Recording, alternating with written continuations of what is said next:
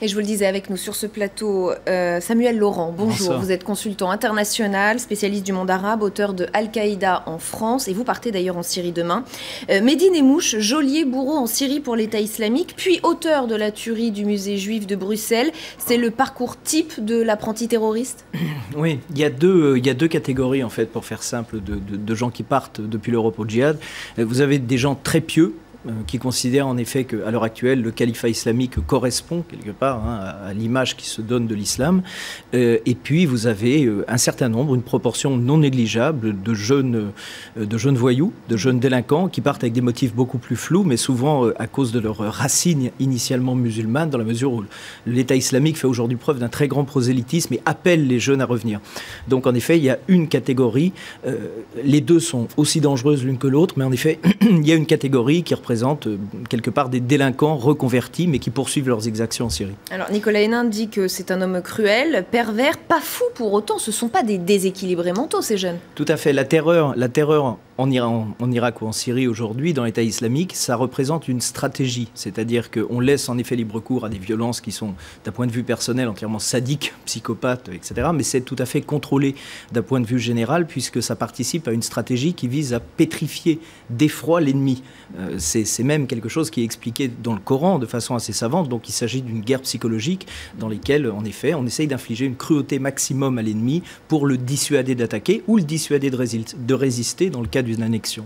Et d'où leur vient cette haine du juif et de l'Occident, un Occident dans lequel ils ont vécu, dans lequel ils ont été élevés? Alors, deux choses différentes. La haine de l'Occident, ça en effet, elle est ancrée dans toutes les théories aujourd'hui salafistes, dans la mesure où l'Occident représente une hérésie, la démocratie, la République, etc. Ce sont des gouvernements qui ne devraient pas exister, dans la mesure où pour un salafiste, les musulmans doivent régner sur le monde, ça ne se limite ni à la Syrie ni à l'Irak.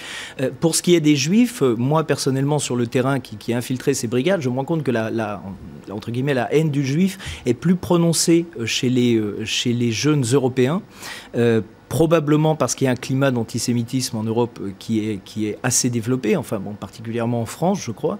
Et c'est vrai que ces jeunes, du coup, trouvent sur place un terreau démultiplicateur dans lequel ils peuvent comme ça justifier des actions qui sont en effet terribles. Et avec ce djihad, ils trouvent un sens à leur vie? C'est plus Bien facile sûr. que d'essayer de s'intégrer dans notre société, de Bien trouver un sûr. boulot? Vous savez, le djihad, d'abord, ça ne veut pas dire grand-chose, c'est un des piliers du salafisme. Le salafisme, l'islam radical, c'est une école de vie absolue. C'est-à-dire que ça ne laisse aucune place au doute du début à la fin. C'est-à-dire qu'on vous explique ce que vous devez faire, ce qui est interdit de faire, ce qu'il est souhaitable de faire et ce qui est non recommandé. Donc à chaque seconde, quelque part, le croyant est guidé et il vit dans un monde dont le doute est exempt. Donc pour ces jeunes qui souvent manquent de repères, c'est une quelque part une découverte de...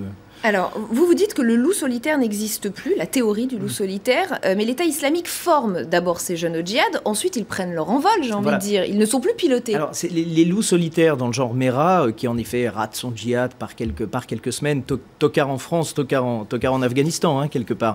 Ça n'existe plus dans la mesure où maintenant, les jeunes qui rentrent et qui peuvent être en effet considérés comme des loups solitaires, sont accueillis au sein d'une mouvance salafiste qui est très développée en Europe, très développée. Donc c'est ce qui a permis à Mehdi Nemmouche notamment d'échapper au service de renseignement pendant si longtemps, puisqu'il passait quelque part d'une maison à l'autre, qu'il a pu se procurer des armes, qu'il a pu être financé, même si ça représentait les petites sommes. Il y a aujourd'hui, à travers l'Europe, un réseau salafiste extrêmement étendu et tout à fait informel, qu'il est très difficile de tracer pour nos services de renseignement, et qui représente quelque part une base arrière utilisée par ceux qui rentrent. Aujourd'hui, est-ce qu'on peut arrêter l'État islamique? Est-ce qu'on n'a pas loupé le train? Oui, on a loupé le train. Les services de renseignement n'ont pas fait leur travail. Je crois clairement aujourd'hui, il faut le dire, il fallait infiltrer des agents depuis des années au sein des brigades parce qu'on tentait de les observer de l'extérieur. C'est un travail qui n'a pas été fait. C'est un travail dont on commence tout juste à payer le prix.